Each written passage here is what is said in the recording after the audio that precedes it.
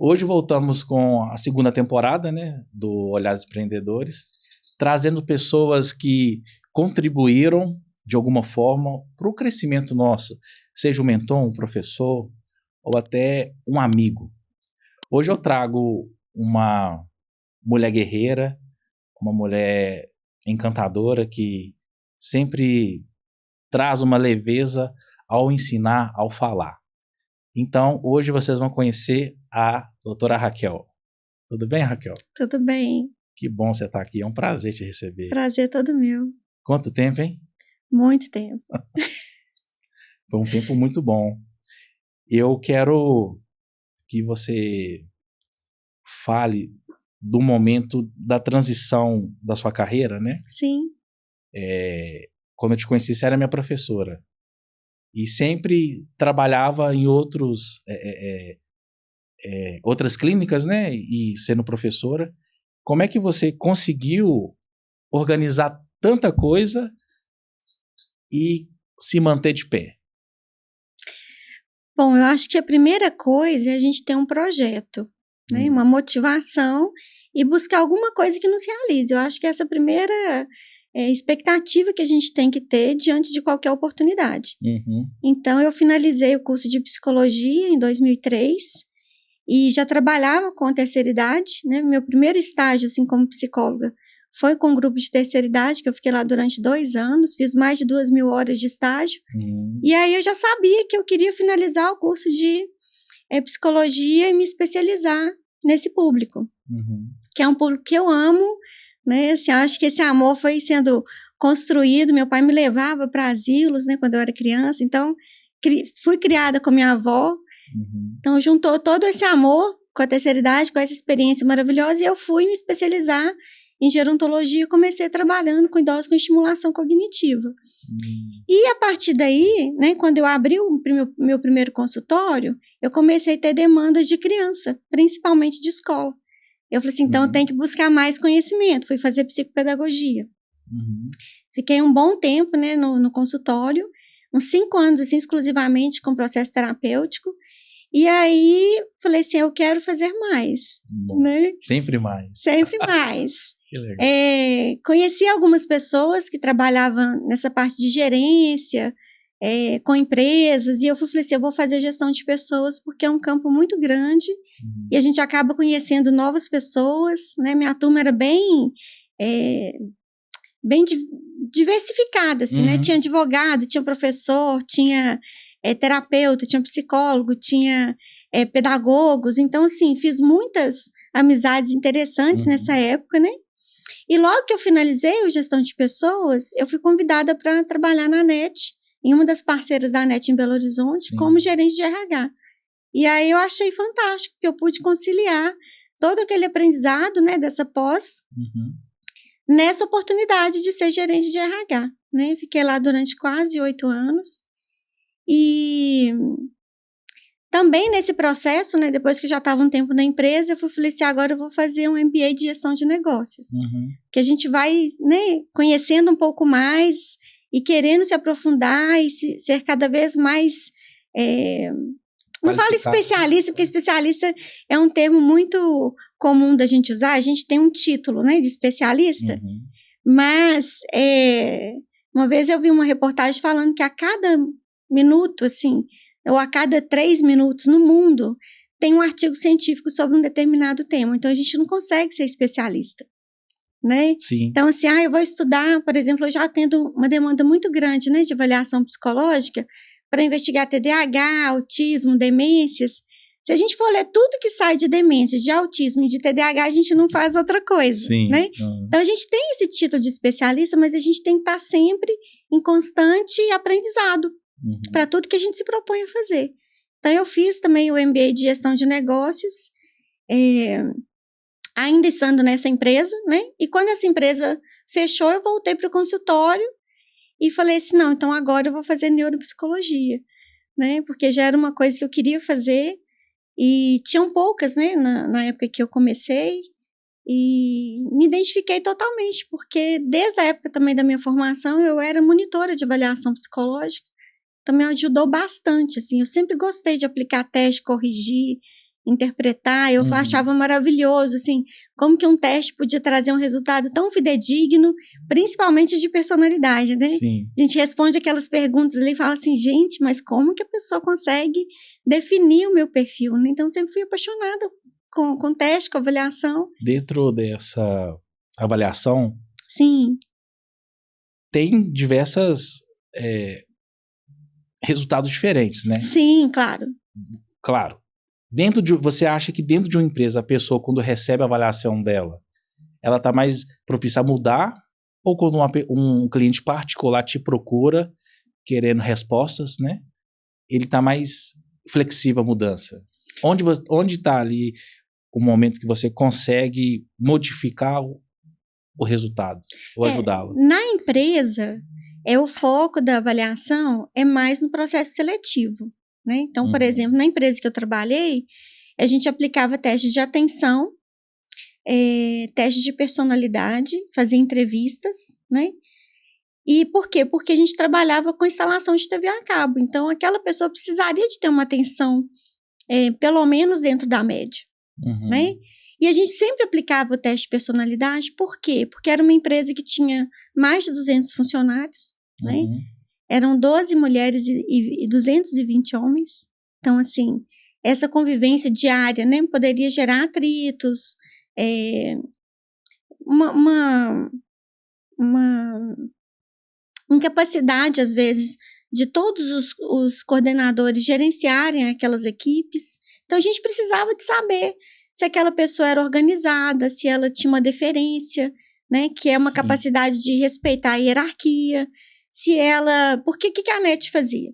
A NET chegava lá na empresa sem avisar, e aí ela ia verificar absolutamente tudo, se a pessoa estava com um calçado adequado, se ela estava de meia, se ela estava bem vestida, se o uniforme estava impecável, se estava passado, se ela estava com a barba feita, abria os carros, verificava se tinha...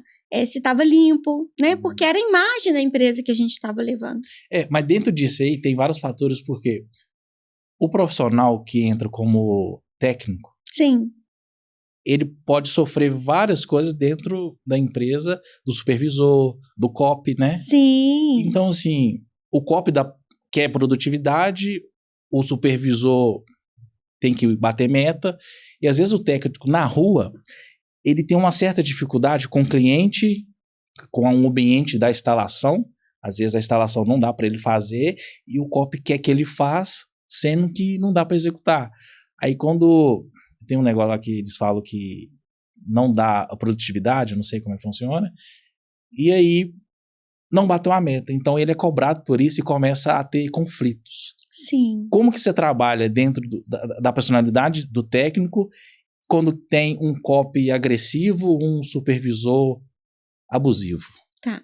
Então, o primeiro passo, na avaliação que a gente faz inicialmente do processo seletivo, eu sempre falava com o meu gerente, né, que era o diretor da empresa, que era preferível um funcionário que não tinha uma atenção superior, mas que tinha todas as características da personalidade que agregasse para a empresa.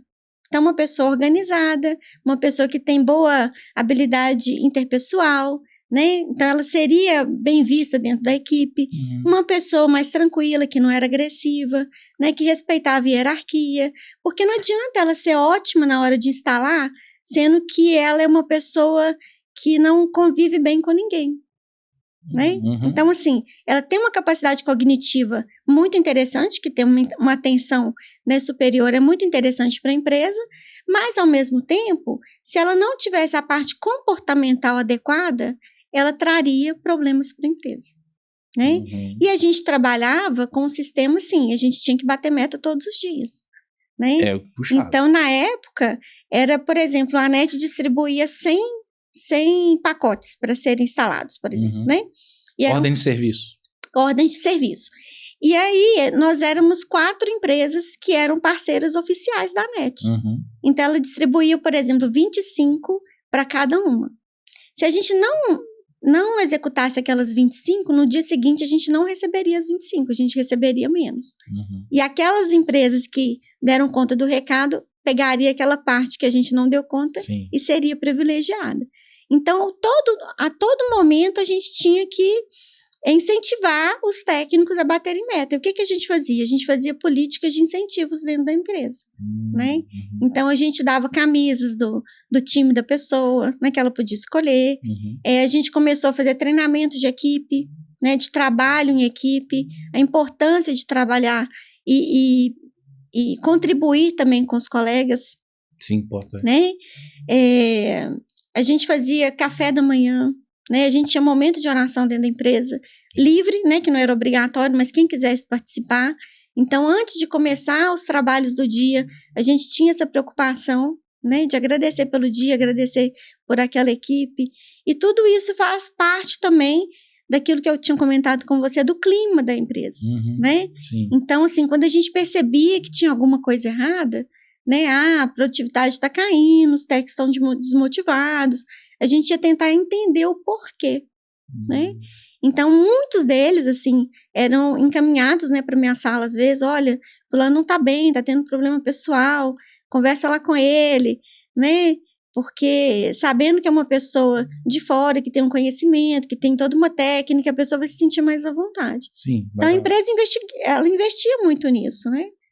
Para mim, era uma empresa muito gostosa de trabalhar, assim, o clima, para mim, era muito favorável, né? Eu tinha liberdade de criar todas essas possibilidades, né? De trabalhar. Eu comentei com você também da avaliação de desempenho, né? Sim, dentro da... Mas, assim, quando a pessoa está pronta para receber, né, tais avaliações, é bom. E quando a pessoa está resistente? Como é que você trabalha com uma pessoa resistente? Ou você não trabalha dentro da corporação? Não, na verdade, era uma sugestão. Por exemplo, eu dei esse exemplo desse funcionário que não estava bem porque estava vivendo um momento familiar muito delicado, né? A gente sugeria que ele fosse, né? A equipe, né? Olha, vai lá, a gente tem um profissional aqui que pode te escutar. Ah, não vai resolver o meu problema, né? Não, mas vai assim mesmo, né? E a gente percebia, né, que mesmo com aquela intervenção, que aparentemente não mudou, né, o problema que ele estava enfrentando, mas a forma dele entender como que ele reagia diante daquele problema mudava, né? Sim, por exemplo, dentro da empresa ou da corporação, as pessoas buscam bater metas como uma obrigação.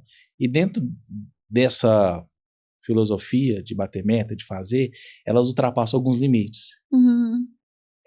Ofende alguns funcionários, e isso vem da parte superior. Como que a gente classifica um subordinado bom para o trabalho, mas tem uma gerência ruim ou um supervisor ruim? Isso afeta, porque o cara não produz, não porque ele não está a fim de trabalhar, mas porque a chefia dele está atrapalhando ele. Como que trabalha isso? Sendo que é o lado mais importante da empresa que gerencia. Você fala de uma cadeia que parte da hierarquia, onde o gerente ou o dono da empresa define o que tem que ser feito, mas o funcionário não quer fazer. É isso, eu não entendi ele muito é obrigado bem. a fazer. Ele é obrigado a fazer. Vamos supor. Aconteceu uma época, o funcionário falou assim, ó, eu não consigo fazer esse serviço aqui, porque tem risco de eu cair e machucar. Aí o supervisor virou e falou assim, ó, eu tô mandando você fazer, se você não fizer, eu vou te mandar embora. Ele tá entre a cruz e a espada. Ou ele faz ou ele é mandado embora. Então a pressão nisso reflete em acidentes. Como que a gente consegue trabalhar a parte pensante da empresa, a gerência, para evitar esse tipo de conflito com o funcionário? Se não dá para fazer, não dá para fazer. O funcionário não vai mentir. Ele tem que trabalhar, ué. Na verdade, até chegar no dono da empresa, né, tem uma hierarquia também. Então, assim, o COP seleciona o serviço, passa para o técnico, mas o técnico está dentro de uma equipe. Dentro daquela equipe, ele tem um coordenador de campo. Então, quando ele não consegue executar um serviço, a primeira coisa que ele tem que fazer é ligar para o coordenador. Sim. Caso o coordenador também não consiga resolver, vai ligar para o gerente do COP, né? para ver se ele pode adiar aquele serviço, né? Quanto tempo que ele pode dar para aquele cliente não ficar insatisfeito de esperar por esse serviço. E aí comunicar com a gerência, para a gerência tomar uma atitude que é a mais adequada. Mas geralmente eles não estão tomando, né? Eu não sei. Estão tomando um percurso diferente. Na empresa que eu trabalhei, isso era muito comum. Sim. Né? Principalmente dos novatos, eles ficavam um bom tempo acompanhando uma pessoa que já era veterana, né, até ele se sentir seguro para ir sozinho atender um outro cliente. Nessa transição, você ficou nessa empresa, depois você teve uma mudança, uma experiência, né, em dar aula. Qual é a parte mais interessante na transição sua de carreira? Na verdade, eu fui dar aula trabalhando nessa empresa. Legal. Por quê? Porque como eu trabalhava com os técnicos, né? E aí eu comecei a me inteirar mais dessas dificuldades, dessas queixas. E aí comecei a acompanhar alguns em trabalhos de rua, verificando se eles estavam com EPI ou não. E eu falei assim, gente, preciso também de aprofundar esse conhecimento. E aí eu fui convidada para a escola, né, pela Múltipla, para dar uma palestra sobre motivação no trabalho. E aí, a partir dessa palestra, eu fui convidada para dar aula lá. Eu já era aluna, eles já sabiam que eu era psicóloga, que eu trabalhava como gerente de RH. E aí, eu fiz o curso técnico de segurança do trabalho só para agregar conhecimento mesmo. Sim. Né? Porque eu queria também contribuir com aqueles técnicos da melhor maneira possível. E deu tempo para contribuir? Você formou? Deu, porque eu fiquei lá muitos anos, né? E hoje com a clínica, como é que funciona a sua clínica? Então, depois que eu saí da NET, na verdade não era a NET, mas era uma parceira oficial da NET, né? Eu tive essa vontade de retornar para a clínica e pensei inicialmente em fazer um curso de acupuntura, que eu achava muito interessante. Comecei a fazer o curso de acupuntura. E funciona mesmo? Funciona. Eu nunca fiz. Não. Mas, quando eu comecei a estudar acupuntura, eu percebi que era uma coisa muito sofisticada, muito minuciosa e que exigiria também de mim muito comprometimento, né? E aí eu falei assim, eu não sei se eu vou conciliar na clínica a acupuntura junto com a psicologia, né? Porque aí eu vou ter que dedicar, da mesma forma que eu fiz com a psicologia durante toda a minha carreira, eu teria que fazer a mesma coisa com a acupuntura. É um processo contínuo de estudo, né? Vai aparecendo novidades, você tem que estar se mantendo atualizada. E aí acabou que eu não dei continuidade para o curso de acupuntura, e foi quando eu fui fazer a avaliação neuropsicológica. Como que funciona essa avaliação? A avaliação, Júnior, ela é feita da seguinte maneira. Geralmente, tem uma demanda ou por parte dos pais, ou por parte da escola, ou por parte da própria família, né? Quando que esse paciente chega para mim? Quando essa demanda começa a impactar na vida social dessa pessoa. Então, por exemplo, uma criança, ela não está tendo um bom rendimento escolar, né? Então, a escola fala com os pais, olha, está acontecendo alguma coisa, essa criança está muito agitada, ou ela não está conseguindo prestar atenção na sala de aula. Então, a gente tem que investigar se isso pode estar relacionado a alguma patologia, né? Se ela está deprimida, se ela tem um déficit de atenção, se ela tem um déficit cognitivo, se ela tem um transtorno de aprendizagem, né? Então, quando parte da escola, é porque a escola já tem um padrão ali que ela sabe que aquele aluno não está dando conta de acompanhar os colegas. Sim. Então, essa é a primeira demanda, né? Quando é também da família, o próprio familiar começa a perceber, né? Porque também vai chegando o boletim, vai tendo as queixas da escola, né? E aí começa a se perguntar, mas por que você está tirando nota ruim, né? E os pais cobram muito, principalmente quando a escola é particular, que o grau de exigência é muito maior, né? A cobrança, a competitividade. Então, aquela criança ou adolescente que não consegue acompanhar os colegas começa a ficar ainda mais desmotivada e vai virando uma bola de neve. Daqui a pouco está com um transtorno de ansiedade. Tem alguns adolescentes que desenvolvem toque, né, de nervosismo. Aí começa a não dormir. E aí os pais levam para onde? Para o médico, né? E aí, geralmente, o neurologista, ou pediatra, ou psiquiatra, vai solicitar a avaliação neuropsicológica para ver se aquilo ali tem a ver com uma função disfuncional daquela criança, né? Atrelada a alguma patologia, ou se não, né? Se às vezes a criança... Já aconteceu comigo, por exemplo, né? De adolescente querer ter um transtorno para justificar o baixo desempenho escolar. Porque é faminha, porque tá na moda. Tá na moda. Eu escuto às vezes de profissionais que falam assim, não, mas hoje tudo é TDAH, tudo é autismo, tudo virou modinha. Recentemente eu vi que fizeram chá revelação, assim, comemorando que a pessoa tem um transtorno. Isso é ridículo. Então, um transtorno, assim, é um transtorno para aquela pessoa, né? É uma dificuldade que ela não tem um autocontrole. Eu tenho TDAH, por exemplo, né? E, assim, eu não sabia dar nome a isso. Só depois de muitos e muitos anos, que quando eu era criança, ninguém falava em TDAH. Geralmente, né? quando o filho não vai bem na escola, o primeiro passo é dar aula de reforço, né? Antigamente era assim, mas hoje está mudando para o primeiro passo, na verdade, era os pais chegarem e perguntarem por que ele estava tendo um bom desempenho. Porque se ele tinha um bom desempenho e aquele desempenho despencou, né, o que está acontecendo? Né? Não está gostando da escola, está tendo briga, está desmotivado, está sofrendo bullying. Está pulando o muro da escola. Né? Exatamente.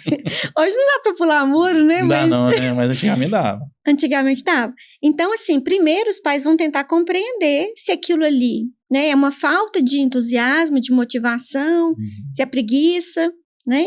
E aí, hoje em dia, a gente sabe que, infelizmente, as mídias sociais vêm, assim, absurdamente comprometendo o estudo dos adolescentes, das crianças, porque ficam muito tempo nas telas. E Sim, aí verdade. Ficam esgotados mentalmente. Na hora de estudar, eles não têm condição, né? Porque hoje, praticamente, os pais dão o telefone ou o tablet pro filho ficar quieto, né? Então, eles próprios a chupeta, eu falo que é a chupeta da modernidade, porque crianças, assim, com menos de 3 anos já têm celular. Né? Verdade. É, assim, fatídico, porque o malefício que isso vai causar a longo prazo é gigantesco. Então, a criança está quietinha, está no quarto, aí ela tem um computador, tem um videogame, tem um celular, e os pais têm tempo para fazer tudo que gostariam de fazer. Né? Porém, essa criança está ali, a motivação que ela tem, né? Quando ela está se divertindo ali, assistindo um vídeo engraçado, assistindo Netflix, ela não vai ter na escola. Na escola é cobrança, você tem que ter desempenho, você tem que comprovar seu desempenho, você tem que ter nota. Né? Então, ali já cria uma barreira. Por quê? Porque o pai tem essa referência do quanto que a criança conseguia aprender e quanto ela não está conseguindo agora. Então, alguma coisa está fora do lugar. Sim. Né? Só que, como que você vai trazer esse equilíbrio? Porque o pai não quer tirar aquele malefício, né? Que tem um ganho secundário para os pais também. Sim. E, ao mesmo tempo, os próprios adolescentes estão nessa geração que todo mundo está conectado. Então, você tirar o adolescente desse núcleo é como se você estivesse punindo seu filho, né? Sendo que os outros não estão fazendo a mesma coisa. Então, encontrar um meio termo, um equilíbrio, é muito difícil. Porque, às vezes, os pais vão deitar, trabalham o dia todo, estão cansados, e enquanto eles estão dormindo, os filhos estão, né, no videogame, estão nas redes sociais, estão no celular. E como que os pais vão controlar? Né? É muito complexo. Talvez até os pais estão conectados também. Sim. Essa questão do exemplo, eu pego com meu filho, né? Às vezes eu faço um gesto, ele repete também. Claro. Sabe? E às vezes eu tô no telefone assim, eu falo assim, não, Juan, vamos sair, vamos na padaria, vamos comer. Aí ele me cobra, papai, eu quero comer na rua hoje. Entendeu? Então, assim, a gente induz a criança a pensar fora da caixa. Tem uma frase que eu gosto muito, que é assim, a repetição é a mãe do aprendizado. Né? Então, tudo que você repete, você fica bom. Né? Quanto mais você se empenha em fazer uma coisa, né? Pode ser um bolo. Seu bolo vai ficando cada vez melhor. Sim. Né? Você vai estudando para ser um especialista na sua área, você vai ficando cada vez melhor. Ajuda bastante. Ajuda bastante. E a criança, ela tem que ter essa referência nos pais. Mas qual que era a nossa referência? Nossa referência, por exemplo, se a gente visse os nossos pais lendo, né? Antigamente a gente tinha jornal, tinha revista que chegava em casa, a gente ia falar assim, ler é importante, né? Ler me ajuda a ter melhor desempenho na escola. Né? Teve uma época, era novinho, o meu irmão Frank, ele falou assim comigo, assim, você tá virando um homem, rapaz, tem que parar de assistir desenho e tal. Aí eu sei que nos próximos dias eu comecei a ver só jornal. Tentando amadurecer. Né? Mas assim... Eu tinha 6 anos, mas eu peguei aquilo ali com uma fascinose. Mas quem lia jornal? Uma pessoa de referência para você.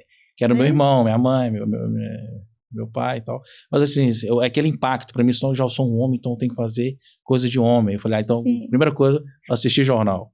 Assistir jornal. Você entendeu? Então, assim, essa essência de trazer algumas coisas de antigamente é importante para os filhos entenderem que tem um processo. Tem um de processo crescimento. E um espelhamento. Não é verdade? Estou dizendo a você. O que eu quero dizer também, que você mostrando essas diferenças para o seu filho, ele tem opção de escolha. E eu sempre li também, quando eu leio, eu sempre vejo, que você tem que dar opção para o seu filho. Você não tem que falar assim, é esse. Eu pego um biscoito, né, chocolate e morango, de cores diferentes, falo assim, qual que você quer, Juan? Ele olha e fala assim, quero esse. Aí eu pego um suco com todinho, o que você quer, Juan? Eu quero esse. Porque você faz o seu filho a ter iniciativa. Sim. E eu aprendi isso. Então, assim, se eu tenho alguns cases de sucesso, é porque eu tenho iniciativa. E quando você não ensina isso, você pode estar criando um adulto sem iniciativa, que depende das outras pessoas para resolver problemas. Para ele, né? Exatamente. Hoje você pode ter, eu tenho experiência, eu tenho uma pessoa recentemente que trabalha comigo que tem 66 anos. Então, assim, uma pessoa experiente, mas não tem iniciativa. Isso atrapalha ela, não eu. Mas aí, até ontem eu estava numa palestra, eu falei 2 coisas. Quando você encontra uma pessoa que precisa de ajuda, você tem 2 opções. Ou você ajuda, ou você não ajuda e não prejudica. Porque quando você quer ajudar e vai prejudicar, você piora ela. Ou você ajuda ela a ser melhor, se você não quer ajudar, você para ali. Não é verdade? E uma coisa que eu aprendi com você, falo para todo mundo, né, quando a gente está em reunião, que muitas pessoas vêm criticar a gente com aquela questão assim, crítica construtiva. E não tem crítica construtiva. Se o cara está criticando, ele está criticando. E isso me fez enxergar algum ponto para mim evitar de cair nessas armadilhas. Ô José Júnior, vou te fazer uma crítica construtiva. Quando já fala, você fala assim, ó, não existe crítica construtiva, fica quieto aí, e eu tô dizendo a você que eu faço isso, e você me ensinou isso. Então, desde lá atrás, né, há 12, 15, 12, tem 13 ou 14 anos, né, eu aprendi isso e levo isso para minha vida. Isso foi muito importante para mim, sabia? Eu sempre gostei dessa frase, né, que não existe crítica construtiva, porque a gente tem que partir do pressuposto que a gente dá o melhor para o outro, né? Se você quer ser um bom profissional, você tem que se especializar, né? E você vai se especializar para oferecer o melhor para alguém, independente da profissão que você escolha. Então, quando uma pessoa vem criticar, ela está minimizando todo o seu esforço, todo o seu trabalho, todo aquilo, o seu empenho para oferecer o seu melhor. Né? Quando você fala assim, olha, Júnior, esse trabalho que você me apresentou está excelente. Né? Os pontos mais positivos que eu encontrei aqui foram esses, você brilhou. Né? Só nesse ponto aqui eu faria um pouquinho diferente. Você quer ver minha opinião sobre isso? Né? Por quê? Porque eu posso divergir de você, mas com uma delicadeza, uma sutileza, que não te ofenda, né? Que não rebaixe todo o empenho que você teve para você construir algo que para você estava muito bom. Né? Eu pratico isso, sabe? Então, essa crítica, as pessoas falam assim, você então não sabe lidar com críticas? Né? Eu sei lidar da minha forma, mas a minha forma pode não ser a sua forma. Porque tem algumas pessoas que são agressivas, né? Sim. Mas tem gente que te apanha te dando um beijo no rosto. Faz você sofrer com delicadeza. Mas é isso. Com a experiência né? Por isso que eu falo que você tem que fazer muito negócio com muita gente. Porque você conhece o falso amigo, o cara que quer te derrubar, o cara que entra no seu negócio para saber como é que tá, enfim. Então, assim, eu levo isso como experiência, que se o cara for criticar, ele critica. Se for elogiar, ele elogia. Mas o que eu não aceito é falar que eu vou ter que parar de fazer alguma coisa porque eu não tô tendo sucesso, por exemplo. Para de mexer com isso porque isso não tá te fazendo bem. Ele não sabe o que tá acontecendo. Ele tá criticando uma situação que eu não perguntei. Se for, eu li uma coisa tão interessante que fala assim, se você quiser falar alguma coisa para uma pessoa, fala assim, eu posso te dar uma sugestão ou uma opinião que você não me permitiu? É muito melhor que a pessoa, ela vai analisar e fala assim, cara, tá, fala aí. Naquele momento você não tá armado, mas quando o cara já vem te criticando... Sim, exatamente. Vou fazer uma crítica, eu já odeio, eu já fico nervoso, entendeu? Eu já não dou ideia. Hoje aconteceu isso. O encarregado da gente, eu pedi para ele orientar uma situação no grupo, né, que tinha outros engenheiros lá, e aí o engenheiro não gostou. Aí ele veio falar comigo, o cara lá fez assim, falei, mas eu que mandei. Mas ele não pode fazer, eu que mandei fazer, ele fez certo. Não, mas eu tô só fazendo uma crítica construtiva. Aí ele arregaçou o que tinha que arregaçar. Eu falei, não tem crítica construtiva, mas não tem, você tá criticando, tá errado. Eu que mandei e vai continuar fazendo. Tá entendendo? Então, assim, ele não soube falar. E olha que é uma pessoa de 66 anos.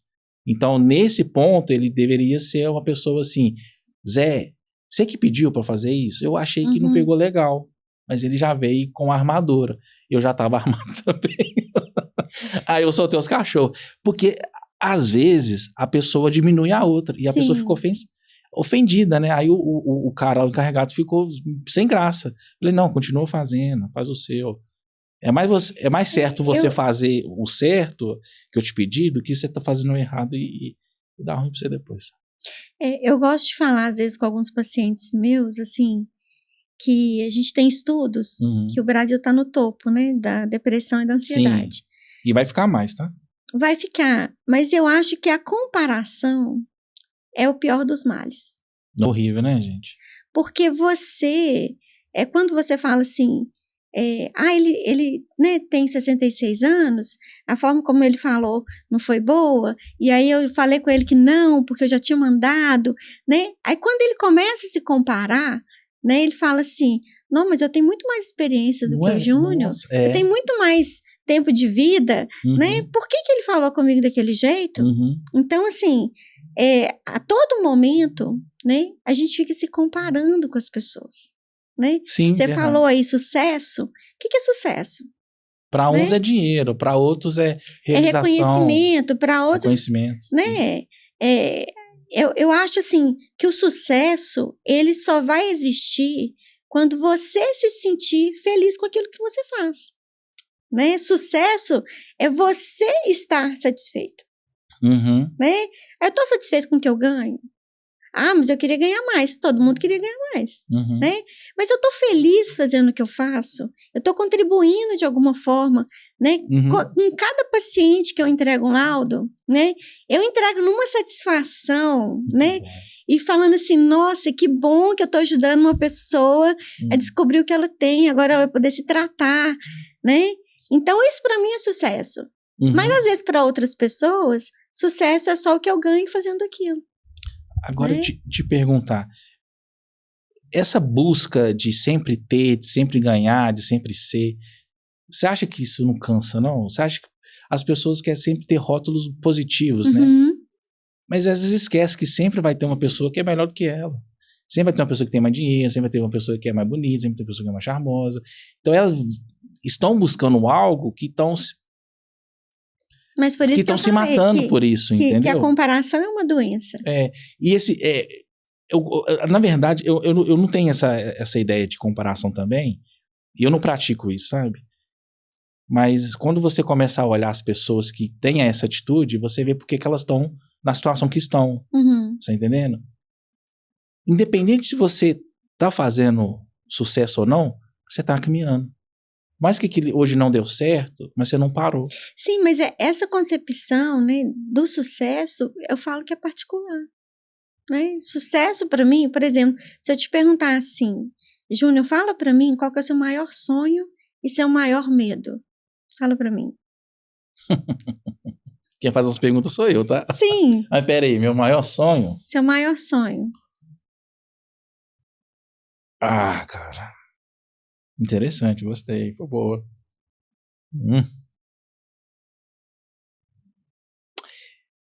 É do meu pai, da minha mãe, do meu irmão, da minha avó ter vindo o tanto que eu construí sozinho, o tanto que eu fiz, que eu lutei, que eu, né? Teve uma época, nossa, você foi longe, hein, Raquel?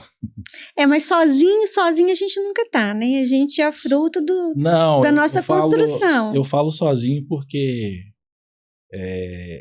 nem sempre ninguém tem apoio, né? Tem pessoas Sim. ali que contribuem, mas, né? Seguinte, teve uma época que eu estava finalizando uma obra, e aí dentro da obra, né, a gente estava bem e tal, realizado, os funcionários eu estava dirigindo uma Kombi, né? Meu pai tinha uma Kombi lá atrás. Aí eu estava tão realizado naquele momento, funcionário recebeu, a obra finalizada, estava bem. E naquele momento eu não tive para quem mostrar aquela realização. Uhum. Então são conquistas não vazias, mas são conquistas que ficam só pra gente. Mas de uma forma ou outra, como eu tenho um lado espiritual muito trabalhado, obrigado, eu sei que lá do céu eles estão orgulhosos, mas aqui na terra é isso. Então eu não tenho... Então você precisa do reconhecimento de alguém mas para validar o que você fez, que para você foi importante. Mas eu não busco isso em mais ninguém, porque eu sei que eles seriam mais sinceros, sabe? Sim. E o resto talvez não seja tanto. Mas tem pessoas, os meus maiores amigos são as pessoas mais idosas, né? 69 anos, é o meu 70, público predileto. Entendeu? Eu faço negócio com essas pessoas, que essas pessoas conseguem olhar em mim e ver sinceridade, verdade, e aposta em mim. Eu fico apaixonado com isso. Eu prefiro fazer negócio com essas pessoas, que claro que tem pessoas de 19 anos que são sacanas também, né? E prejudicam a gente, mas a maioria são pessoas que mas é uma referência para mim. Uma pessoa mais velha, ela tem uma experiência de vida, né? Exatamente. Muito diferenciada. Então ela consegue ver além das aparências. Exatamente. Né? Ela consegue ter uma percepção muito apurada de quem é aquela pessoa, do quanto de fato ela quer me ajudar. Exatamente. O meu maior medo, eu tinha medo de não ser salvo, sabe? Por Deus, eu tenho um maior temor disso, sabe? E falei para Deus que talvez eu não aguentaria perder meu filho, né? Um acidente, uma tragédia, tem 5 aninhos hoje. Eu já perdi todas as pessoas da minha família, né? Do lado de cedo, você sabe? Então hoje talvez ele seria uma pessoa que talvez eu não suportaria. Eu te fiz essa pergunta pelo seguinte, porque essas duas perguntas norteiam muitas coisas na nossa vida, né? Então, por exemplo, se você me perguntar o meu maior sonho, o meu maior medo, tá um pouco parecido com o seu, né? Mas assim, o meu maior sonho é ir pro céu, né? E o meu maior medo é perder o céu. Então, assim, tudo que eu faço na minha vida, né? Como cristã, como católica, eu penso exatamente isso. Quer dizer, o que eu vou entregar para o meu paciente tem que ser o meu melhor. Exatamente. Né? A amizade que eu tenho com você, eu tenho que ser a melhor amiga que eu consigo ser para você. Eu tenho que ser a melhor filha que eu consigo ser. Né? A melhor esposa que eu consigo ser. Por mais que a gente falhe, a gente tenta. Todos nós falhamos, né? Nós não somos perfeitos. Mas, assim, essa referência, né, molda a nossa vida. Sabia que é um fato que você talvez não percebeu, mas pode perceber daqui para frente. Eu tô vendo muitos acidentes na estrada, sabe? Muitos acidentes. Não, tô vendo muitos acidentes. E meu pai morreu de acidente. Eu tava junto com ele. Na época eu tinha 12 anos quando ele faleceu. Tô vendo muitos acidentes. E de mortes, sabe? Carro, moto, carro capotou e tal. Aí eu produzo no dia, trabalho e tô voltando para casa e falo assim, não, cara, mais uma pessoa que não vai ver a mãe, não vai ver o pai, não vai ver o filho. E o que eu quero dizer isso para você é que eu conheci um amigo, um senhor, olha lá, né? Os meus amiguinhos. Me apresenta, né? Adoro esse público. Mas infelizmente ele veio a falecer. Ai, que dor. Teve um nó no estômago lá e faleceu. Foi uma das pessoas que mais me ajudou, né? Aos meus 22, 23 anos, me ensinando a questão da palavra de Deus. Não sobre religião nem nada, mas ele tinha um dom bem avançado, não sei se você vai acreditar, ele tinha umas previsões, sabe, do seu futuro, do seu passado, assim, o que você fez, tal. Ele falava para mim assim, Júnior, toma cuidado com isso, tal. Então, assim, ele me preparou para certas coisas, sabe? Então, assim, teve pessoas boas na minha vida, mas pessoas que, de certa forma, eu continuo fazendo aquilo para as outras pessoas que ela fez para mim. E ele me ensinou que tudo que a gente pratica na vida volta de uma forma diferente para nós, né? Sim. Eu não posso entrar em detalhes, mas doenças, essas coisas, são pessoas que, de alguma forma, praticou algo que afetou elas ou outra pessoa, né? Como forma negativa. Eu acho que todos nós vamos passar por turbulências, né? Sim, mas... Não somente em relação à doença, né? Porque é muito difícil a gente encontrar alguém que nunca teve doença nenhuma, né? Sim, mas essas doenças são provocadas por algum motivo, né? Uma falta de perdão, um ressentimento, uma coisa que está travada na garganta e quer saber, mas não fala. Você fala as doenças emocionais, né? Que é causando vários tipos de doenças, entendeu? Então, assim, a forma que eu faço o negócio, que eu conduzo com um ser humano, eu faço da melhor forma. Se um dia eu prejudicar ou ser prejudicado, isso vai voltar de alguma forma para a pessoa. Seja na miséria ou seja na doença. Ou de alguma forma a pessoa vai se encontrar calejada, entendeu? Eu não penso muito só nesse parâmetro, não, porque assim, todos nós erramos, né? Sim. Então, ninguém é perfeito, ninguém nasce sabendo. Por exemplo, eu posso, às vezes, fazer uma colocação para você que te deixa extremamente magoada, sem você nunca mencionar que eu te magoei, né? E aí, não necessariamente algo vai me acontecer de ruim porque eu te magoei, entende? Então, assim, eu acho que todos nós passamos por momentos de tragédias, de desilusões, de fracassos, de frustrações, que é natural do ser humano. Mas nem toda a verdade, aquela pessoa, eu sempre falo a verdade.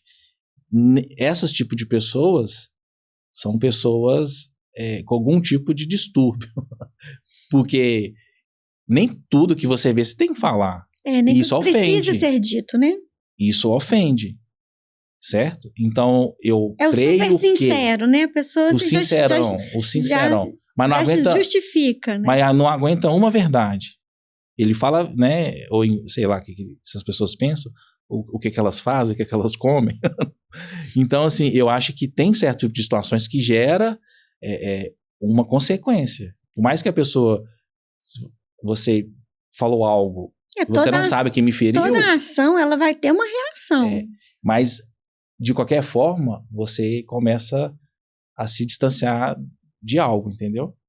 Daquela pessoa, né? Eu acho que, de alguma forma, o universo responde. Eu falo assim, não, mas por que...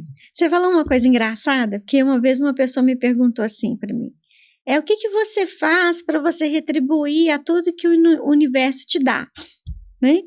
Eu falei assim, mas o universo não me dá nada. Aí a pessoa olhou assim para mim e falou assim, como se o universo não te dá nada, né? Como se fosse aquela lei da atração, né? Eu falei assim, não, porque quem me dá tudo que eu tenho é Deus. Amém. Essa é a minha concepção, pode ser que não seja a sua. E eu sou muito mais importante do que o universo. Aí essa pessoa regalou um olho assim para mim. Eu falei assim, porque o universo é uma criação. E eu sou uma criatura. Né? Feita à imagem de Deus. Então eu sou mais valiosa do que o universo. Então uma pedra não vai me dar nada, né? Um grão de areia não vai me dar nada, né? Em algum momento aquele grão de areia pode ser até especial para mim, para eu trazer da praia e te dar de presente. Eu lembrei de você, colhi ali na praia, né? Tem um simbolismo, Mas, assim, quando a gente não trabalha, sabe, Júnior, eu acredito nisso, a nossa espiritualidade, né, a nossa religiosidade, a gente começa a dimensionar muitas coisas, inclusive essas palavras, né, essas críticas, essas correções. Por quê? Porque a gente não está ciente daquilo que a gente veio fazer. Sim. Né? O nosso propósito tem que ser assim, isso que eu estou fazendo vai agregar na vida de alguém, né? Vai ser bom para minha mãe, para meu pai, para minha irmã, né? Para minha família. Para quem que vai ser bom? Né? Ah, você está ganhando dinheiro? Ah, vai ser bom? Vai. Você muda de casa, você melhora a vida da sua família, você coloca o seu filho numa escola, né, com mais recursos, você paga um curso que você hoje não conseguiria dar, mas a gente não precisa de ter tanta essa demanda, né, de se sentir pressionada a ter tantas coisas. Eu parto do princípio que cada pessoa que chega na nossa vida, a gente tem que preencher ela com algo positivo. Sim. Às vezes a pessoa, como você lida com tantas, né, situações, até situações delicadas, aquela pessoa precisa de algo. E ela vai encontrar no meio do universo, do mundo, alguém que vai preencher aquilo. Muitas pessoas querem um carro, muitas pessoas querem um trabalho. Mas aí eu vou discordar. Porque, por exemplo, você queria muito um carro. Sim. Aí você adquiriu aquele carro. A partir do momento que você passou a adquirir aquele carro, você já fala assim, nossa, mas daqui a 5 anos eu já quero trocar de carro. Aí está sendo ingrato, né? Não está sendo ingrato. Não, é porque... assim, todos nós fazemos isso o tempo inteiro. Não, tudo bem. Você tá numa carreira, e aí você fala assim, você não viu os cursos? Aí eu fiz um, eu fiz outro. Aí eu quero sempre mais, porque eu quero oferecer mais da minha vida para quem está comigo. Sim. Então, assim, a gente... É como se a gente... Na psicologia, a gente fala que a gente vive num vazio existencial. Que nunca vai ser preenchido. Sim. Então, a gente coloca uma coisa e quando a gente tem aquela coisa, a gente fala assim, ai, mas eu quero isso aqui também. Aí a gente coloca aquilo, ai, mas ainda está faltando um pouquinho. E nunca vai ser preenchido. E aí a espiritualidade entra exatamente aí. Porque só Deus nos preenche, né? Sim. E todas essas coisas materiais que nos dão conforto, alegria, né? Trazem benefícios para a nossa vida, vão ficar aqui.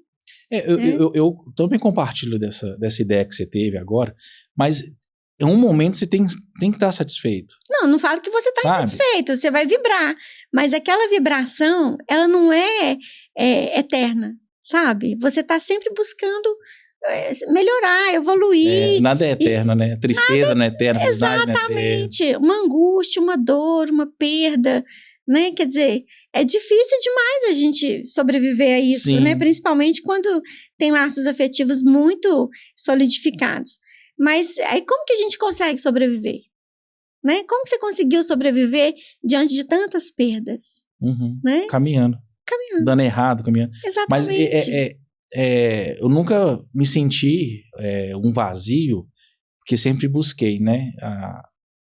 A Jesus, a Deus e tal, mas sempre tinha a falsa pressão que eu precisava ter vivido mais com meu pai, precisava ter aprendido mais com meu pai, eu precisava ter uma referência de pai, eu sempre vinha com esse vazio dentro de mim, assim, nossa, mas eu sinto falta disso. Talvez se eu não entendesse hoje eu sou até preenchido com esse sentimento que eu sentia um tempo atrás. Você justifica algo de errado que você comete, porque eu não tive isso. Não tive referência, ninguém me ensinou. Exatamente. Então, esse vazio, eu tinha ele até os meus 25, mais ou menos. Não tive tal. Mas hoje eu vejo que lá de cima ele pode estar me ajudando. A minha avó, a minha mãe, meu irmão. Então, quando você começa a ter a plenitude da sabedoria do espírito, você começa a enfrentar qualquer desafio. Vamos supor, se acontecer de eu ter que fazer tudo de novo, eu vou fazer, porque eu sei como faz. Para mim falar a verdade, eu pratico a verdade. Você só vai fazer assim. Eu não sou um cara que dependo de uma pessoa para ter sucesso. Eu sei caminhar sozinho. E dentro disso, como você também já passou por várias situações e hoje está realizada, né? Você já teve várias frustrações e mesmo assim o quê? Continuou caminhando. Sim. Deu errado, mas continua caminhando. Não vou levantar hoje, não. O que dá errado serve de aprendizado, né? Serve como lição. Eu falei ontem, assim, Eu falei até uma coisa assim que acontece com a gente, se você deu algo errado, você aprendeu a lição, que aquilo ali, daquela forma, não dá certo. Uhum. Mas, se você repetiu, aquela lição não serviu. Você tá entendendo? Então, todo passo que deu errado, você tem uma lição aprendida ali. Se a gente pensa, assim, nos grandes criadores, né? Assim, quantas vezes eles erraram até chegar Não tô dizendo você. no objetivo final, né? Foi muito. Aí eu falei assim, não, eu errei, mas você errou 1000 vezes, não, né? Uhum. Eu não errei nenhuma, porque eu não repeti o erro. Eu Uhum. sempre busquei uma nova etapa, uma nova oportunidade, até eu acertar, até eu chegar onde eu queria. Então, Exatamente. assim, você vai caminhando, né, tropeçando, né? Olha, isso aqui não deu certo, né? Uhum. Então, eu vou fazer de novo, mas eu não vou fazer do mesmo jeito. Exatamente. Né? O Augusto Cury fala uma coisa muito interessante, que fala assim, você pode cair 1000 vezes, mas são 1000 lições Uhum. que você está aprendendo. Isso é maravilhoso. Exatamente. Eu sou pecador, eu erro. Quem não, né? Não é verdade? Eu sou falho. Mas os meus erros eu tento melhorar. Porque isso me torna mais forte. Já teve pessoas que falam assim, não, moço, deixa esse trem pra lá. Esse trem não vai te dar nada, não. Você tem que fazer coisa pequena. Construir coisa pequena. Você tá fazendo muita coisa grande. Sabe? Tentando menosprezar, mas ela não sabe o tanto que eu tô fazendo e com quem que eu tô fazendo. Uhum. Você tá entendendo? Então, assim, a gente não pode falar dos nossos projetos, mas a gente pode falar que a gente tem um sonho. Não é errado isso. Tá entendendo? Hoje, dentro de 12, 13, 14 anos que a gente se conhece, o que você acha que tem mudado na nossa relação? Sempre a gente conversa, mas tem tempo que a gente não para, né? Mas passou muito tempo, né, Júnior? Assim, eu lembro que quando eu ministrava as aulas, né, de psicologia do trabalho e de bioética, tinha uma troca muito gostosa, né, na nossa turma. Era uma turma muito participativa e muito interessada em aprender. Sim. Então, eu acho que se hoje eu estou aqui, né, é porque eu contribuí com vocês, mas vocês também contribuíram para o meu crescimento. Sim. Né? Porque cada diálogo que a gente tem, né, cada interação que a gente tem com respeito, né, com cuidado, com zelo, né, a gente vai firmando esses laços, né, que mesmo depois de muitos anos a gente consegue reatar. Né? Raquel, o negócio é o seguinte, você está aqui porque você acreditou em mim lá atrás. Então, assim, todas as pessoas que acreditaram no meu potencial, eu tô tentando reatar, convidar para estar aqui. Então, você não tá aqui porque você é bonita ou é inteligente, não. Você tá aqui porque você olhou, me respeitou, acreditou. Você tá aqui por mérito, meritocracia. Sabe? Então, isso aí, eu queria que você entendesse que, de uma forma ou de outra, a gente teve um lado positivo. Sim. E nunca teve um lado negativo. Mas isso é uma troca, né? Porque não adianta eu me preparar, eu me especializar, eu ter todo um conteúdo, se eu chego numa turma totalmente desinteressada. Né? Eu vou dar aula com o mesmo zelo, com o mesmo amor, né? Com o mesmo cuidado. Mas quando você tem essa troca, né? Você fala assim, nossa, então isso aqui que eu estou oferecendo vai ser muito importante para aquela pessoa. Né? Essa pessoa usar direitinho, assim, do jeito que ela está aprendendo, nossa, vai ser um grande profissional. Então eu tive essa graça, né? De estar em 2 turmas, né? Muito assim, interessadas mesmo. E ver o sucesso dos meus alunos é muito gratificante. É muito bom. Né? Muito bom, porque você fala assim, gente, outro dia eu era professora e eu agora estou aqui como sua convidada, né? Tem uma situação também que completa o que você está falando, é o seguinte, né? O professor de medicina deu aula para o aluno, aí, na ironia do destino, o aluno vai operar o professor. Será que ele ensinou bem? Sim, exatamente. Não estou dizendo a você? Então, eu creio que tudo que a gente está construindo ao longo dos anos, de uma forma ou de outra, ele vai trazer você de novo para aquele momento lá atrás. Sim. Aí você separa. Esse aqui, eu posso me interagir dessa forma, aquele ali eu vou me interagir de uma forma um pouco mais diferente. Então, as pessoas, cada relacionamento vai ser diferente. Você pode ter 100 pessoas que você faça negócio, você conversa, mas cada pessoa vai ter determinado ponto particular. Outro dia a gente estava conversando e eu até brinquei com você assim. Você falou assim, Raquel, você tá no lado errado, né? E aí eu falei com ele assim, mas qual que é o lado certo? Né? O lado certo é o que te faz feliz. Exatamente. Né? O lado certo é o que é bom para você. Esse é o lado certo, né?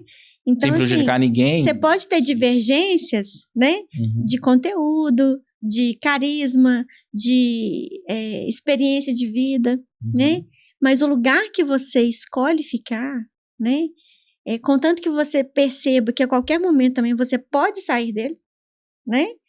Não necessariamente porque você escolheu, você tem que ficar ali pregado, né? Como aquele cachorrinho com prego no pé e chorando, chorando, chorando, né?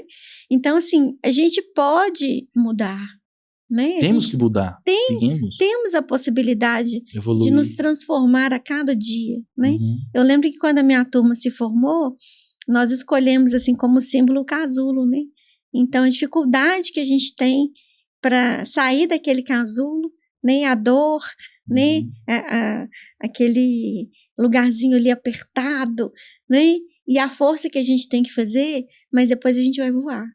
Então, assim, o casulo para mim representa muito isso até hoje, né? Mais de 20 anos de formada. E eu sempre lembro desse casulo, né? Fala assim, às vezes a gente tem que passar pela dificuldade, né? Por essas situações, assim, que às vezes nos machucam, nos derrotam, né? Recomeçar tudo de novo.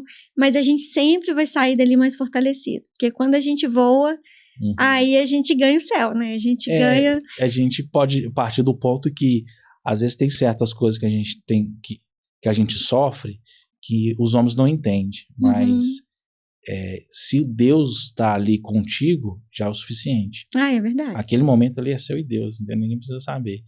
Agora, pra gente encerrar essa conversa boa, gostou da conversa? Eu sempre gosto.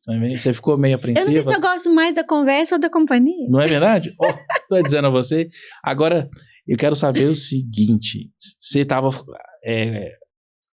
não é com medo, mas inseguro. Falei assim, nossa, eu nunca participei de um podcast e tal. E a experiência, foi legal? Eu estava apreensiva, sim. Porque, por exemplo, quando a gente pensa no tema, né? Vamos falar sobre isso, sobre aquilo... Eu sou muito didática, então eu gosto de estudar, de me preparar, de elaborar, né? E essa semana... Aqui não funciona dessa forma, não. Essa semana foi um pouco enxuta, assim, né? Devido à quantidade de trabalho que eu tenho para entregar. E aí eu fiquei preocupada um pouco, assim. Nossa, será que eu vou dar conta de estudar tudo ali que ele gostaria que a gente falasse, né? Mas é gostoso, eu acho que a gente oferecer o nosso melhor é sempre bom, né? E é sempre assim, né? Com naturalidade, fica mais... Tanto que você brincou, você se preparou? Aí eu falei assim, não, conversei com o meu anjo ali e falei com ele assim, é só você me lembrar de tudo que eu fiz que tá tudo certo. Então, esse momento aqui é um momento que a gente não sabe como começa, como termina, como vai surgir. Eu acho que isso é transparência, sabe? Quanto para mim, quanto para você. E a verdade está aí. A gente não tem que... vamos falar disso e disso. A gente tem que deixar fluir e as coisas vão acontecendo. E isso é pra vida, né? A gente tem que deixar fluir. Tem que deixar fluir. Pessoas que vêm, pessoas que vão. Não vai forçar, não amizades pode forçar. Que a gente tem e que somem. Não é verdade? E depois a gente reconstrói, como foi o seu caso, né? Por aí, mas, assim, essa caminhada. Algumas pessoas vão ficar para sempre, outras vão, né, ficar pouco tempo. Mas o tempo que a gente se dedica para aquela pessoa, naquele momento, né? Se foi o melhor que a gente pôde oferecer, aquilo ali vai estar na história. Né? O ponto mais, assim, supremo da vida é quando você passa um pouco na vida da pessoa e marca ela pro resto da vida. Sim. E se você passa... muitas pessoas são assim, né, na nossa vida. E se você também vai passar ao longo dos anos, muitos anos com a mesma pessoa e vai marcar ela do mesmo jeito. Se você entender isso, que seja 1 ano, 2 anos, ou 10 anos, ou 20 anos que você está com uma pessoa e marcou ela, você já fez o seu papel. É verdade. E você está aqui pelo mérito seu. Parabéns. Pois é, você pensa, quantos anos que a gente Muitos ficou anos. separados? Muitos anos. Isso foi 2013, mas Você casou, não me chamou pro casamento, você fez isso, me chamou pro casamento. Tá vendo? Se tivesse me encontrado um pouquinho antes, você tava no meu casamento. Tô dizendo a você. Talvez você vá no meu. Ué, quem sabe? Não é? Marca a data que a data chega. Eu tô esperando ela me falar o dia, me chamar pra casar, eu não... Será que dá certo? Vou ligar pra ela, então. Vou dar esse conselho, porque casar é muito bom. Então tá, o próximo ano, quem sabe, vai dar certo. Raquel, você quer aproveitar esse momento de descontração? Você quer deixar uma mensagem para as pessoas que vão te ouvir, né, para os seus pacientes, para os seus amigos? Alguma coisa que faça você entrar um pouquinho na vida da pessoa e permanecer por muitos anos? É difícil a gente saber como que a gente vai atingir as pessoas, sabe, Júnior? Com a verdade, só essa palavra. Mas eu falo assim, uma frase, né, que você repetiu para mim várias vezes, né? Por causa dessa frase, eu te alcancei. Mas não necessariamente eu alcancei todas as pessoas com a mesma frase. Exatamente. Né? Então, eu acho que toda troca genuína, né? Ela vai te trazer alguma coisa, né? Quando você percebe que ali não tem interesse, que não tem uma oportunidade, o que eu vou ganhar com aquilo, né? Então, eu acho que a gente doar-se para os outros, né? Independente se a gente é compreendido ou não, se a gente fez o que era certo ou não, né? A gente vê quantas amizades já passaram na sua vida e não estão mais lá, né? E também na minha, né? Então, assim, eu acho que o respeito pelo outro, né? O outro me quis na vida dele durante um período. Sim. E agora não quer mais. Então, assim, uai, o que eu posso fazer? Não é verdade? Né? Eu me doei o meu melhor, não foi o suficiente, né? Ou em algum momento aquela pessoa não concordou com as minhas ideias, não concordou com o meu pensamento e optou por me tirar da vida dela. Então, tá tudo certo, né? Não vou pensar assim, vai um, vai outro, como se fosse assim. Não, às vezes é sofrido, né? Às vezes dói, às vezes a gente fala assim, eu tô com saudade, né? Mas a gente tem que respeitar. Então, acho que respeito, né? E essa espiritualidade que a gente deve estar sempre alimentando, buscando, né? Sim. É a base para tudo na nossa vida. Se você respeitar o outro do jeito que ele é, da forma que ele veio, né? Com toda a bagagem que ele carrega, né? A gente vai ter menos julgamentos, menos comparações, né? E a gente vai ser mais feliz. Eu espero que você pratique e eu acho que a minha meta de vida é assim, né? Eu levanto todos os dias pensando nisso, né? Quem são essas pessoas que chegam até mim? Eu levanto todos os dias falando assim, Deus me ajuda a levantar da cama. É mesmo? Hoje tá difícil. Mas, ele me ajuda, aí eu levanto e vou fazer os negócios. Mas, por exemplo, praticamente todos os meus pacientes são de indicação, né? E aí, sempre que chega, eu falo assim, gente, mas Deus que mandou, né? Então, assim, foi uma indicação? Foi. Mas por trás daquela indicação, né, tem a responsabilidade que eu assumi de oferecer para aquela pessoa o melhor. Né? Então, eu agradeço, obrigada, mais um que você está me confiando. Nossa, esse caso aqui está muito difícil, né? Nossa, me ajuda aqui, me dá uma força. Então, tem que estudar mais, tem que ficar até de madrugada, né? Debruçada em livros, mas assim, aí eu saio dali muito realizada. Mesmo com mais trabalho, com mais cansaço, né? Eu falo assim, mas se Deus mandou, é porque Ele confia em mim. Então, Deus confia em você, confia em mim, confia em todos nós. Mas a gente tem que ter essa troca, né? Essa reciprocidade, né? Com aquilo que a gente recebe e aquilo que a gente pode doar. Amém. Então, eu acho que isso é o que a gente tem a oferecer na vida, é só isso, é o que a gente tem, né? Sim. Você tem mais alguma coisa que você queria completar? Uma mensagem para sua mãe, para seu marido? Uma coisa assim, para eles te ver? Assim, não, eu queria te agradecer, né, por essa oportunidade, foi muito gostoso, né, reconhecer, não reconhecer, né, ter o reconhecimento de alguém que a gente passou na vida é muito bom. Muito bom, né? Muito gratificante. Eu te agradeço por tudo e que Deus te abençoe aqui nessa outra vida e quantas vidas você tiver. Fica com esse episódio, creio que a gente vive a verdade para falar a verdade. Que Deus abençoe vocês. Amém. Tchau, tchau.